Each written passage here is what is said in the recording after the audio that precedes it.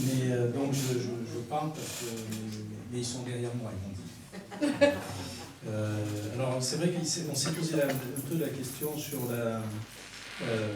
est-ce que ça relevait, qu'est-ce qui relevait de la 6e République et qu'est-ce qui relevait du programme. Parce que, voilà, on n'est pas rentré dans des détails comme tu viens de le faire.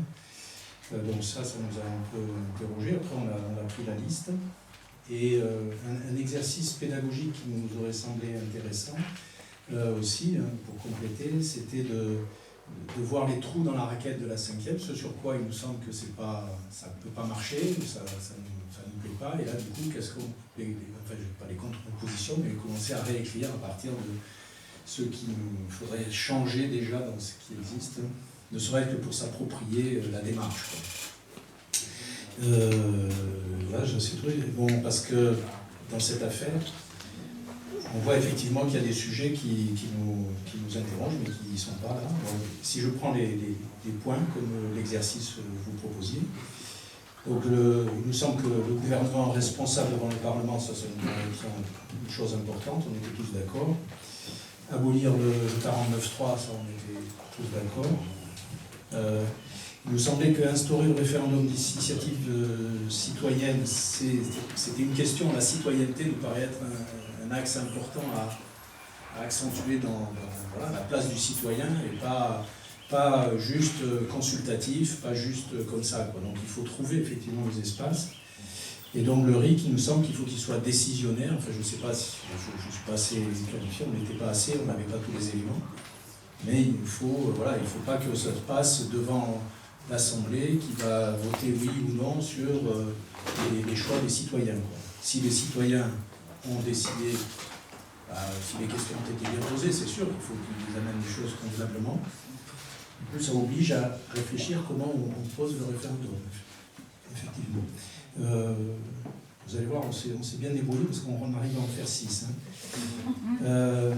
Alors, la question de l'audiovisuel public, nous, il nous semble que c'est les médias d'une façon générale, il faut sûrement garantir, alors, je ne sais pas si c'est une neutralité des médias, c'est sûrement pas ça, mais une diversité des médias, certes, mais qu'elle ne soit pas dans les mains de 2-3 capitalistes là, qui nous donc ça, il faut l'inscrire là-dedans, quoi. Enfin, sûrement qu'il faut se dire, et ça c'est des garde-fous, on l'a évoqué aussi sur l'entrepreneuriat, la liberté d'entreprendre. Il y a des gens qui entreprennent, on est bien d'accord, on a cette liberté-là, mais en même temps il faudrait inscrire quelque chose qui fait que c'est quand même la collectivité citoyenne qui fait des choix pour elle-même, et c'est pas des gens parce qu'ils ont de l'argent, qui peuvent acheter des terres et machin, qui font ce qu'ils veulent, là où ils veulent, comme ils veulent.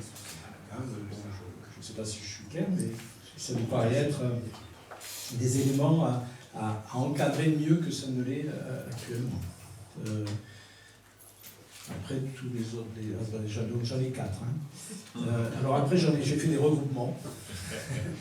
Alors sur l'aspect vert, parce qu'on aurait pu vous rejoindre, donc nous on a gardé instaurer la règle verte et collectiviser les communs comme des points. Alors je ne sais pas si c'est comme ça qu'il faut les écrire, mais ça nous paraît être important en tout cas qu'on préserve, on trouve un cadre qui permette effectivement à ne pas prendre à la nature ce qu'elle ne peut pas reconstituer, préserver le vivant et avoir une réflexion. En tout cas, il nous semble que ça c'est des valeurs que la 5e République ou la 6e République pourrait porter plus, quoi, des valeurs humaines, quoi, plus fortes.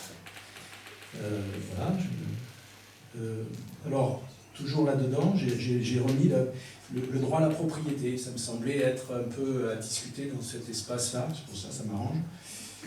Parce qu'effectivement, cette question de la propriété, jusqu'où on va, quoi. Et donc, si on veut préserver des communs, la propriété, sûrement, il y a des espaces à réfléchir. Nous, on est sur le Ciron, là-bas, on travaille sur un parlement du Ciron. Ça me paraît être des logiques qu'il faudrait inscrire comme étant des fondements de la 6e République. Alors ça, c'était le 4e, je crois. Le vote, alors le vote des jeunes, oui, ça nous paraît être important. Le vote blanc, je mets ça dans le même paquet. Aussi, donc ça fait plus que 5. Et ah oui, le droit et les votes, quand on met les votes, vous avez pas les étrangers aussi, bon, parce qu'ils paient des impôts, enfin bon voilà. Aussi qu'on donne une autre image de ce qu'est un étranger dans notre pays, parce que là, aujourd'hui, on se demande si finalement, il faut faire gaffe, hein, quand on s'appelle, moi je m'appelle Gonzalez, je vais raser les murs bientôt, parce que c'est vrai, c'est pas musulman. T'es sauvé. On va dire pendant 8 siècles. Non mais c'est vrai que c'est des questions, et donc là, par contre, reprendre plutôt l'aspect, nous on a confiance aux gens qui viennent, on les accueille, voilà, donc, et puis affirmer la confiance qu'on a aux citoyens, parce qu'on est beaucoup plus dans une défiance, quoi, c'est ça. Hein. Et on est défiant vis-à-vis des citoyens, on ne les prend pas pour des adultes, puisqu'il faut toujours qu'on passe devant les fourches codines du Parlement ou de machin pour être sûr que ce qu'on a décidé, c'était bien. Puis je vais arriver à la fin, parce que... attendez... Ah oui, il y avait... Alors, je ne sais pas si ça rentre, là c'est le 7e, la question de permettre aux salariés donc, de reprendre leur entreprise sous forme coopérative. Bon, c'était aussi une façon, par rapport à l'entrepreneuriat privé, de donner la place. Quand une entreprise dépose le bilan, que les outils vont être dilapidés, on sait trop où, il y a ce système qui fait qu'on protège et qu'on permet effectivement aux salariés de s'impliquer dans l'entreprise. Voilà, je crois que j'ai à peu près dit ce que je voudrais. C'est vrai que la question de la justice fiscale n'apparaît pas là-dedans. Et la révocation des élus, enfin le pouvoir de révocation des élus, alors je sais pas, peut-être c'est brutal parce que pour Mathilde c'est dur, mais c'est vrai qu'on se dit que ce serait bien que les élus, voilà, ils rendent des comptes. Personnellement, je trouve que sur les territoires, on a plein d'instances où des élus prennent des décisions qui n'apparaissent nulle part dans les programmes, et sur lesquels on aimerait des fois être partie prenante, en tout cas pas uniquement sollicité juste pour participer à une réunion d'information. Voilà. Est-ce que vous êtes fidèle à ce que vous avez essayé de raconter? Merci.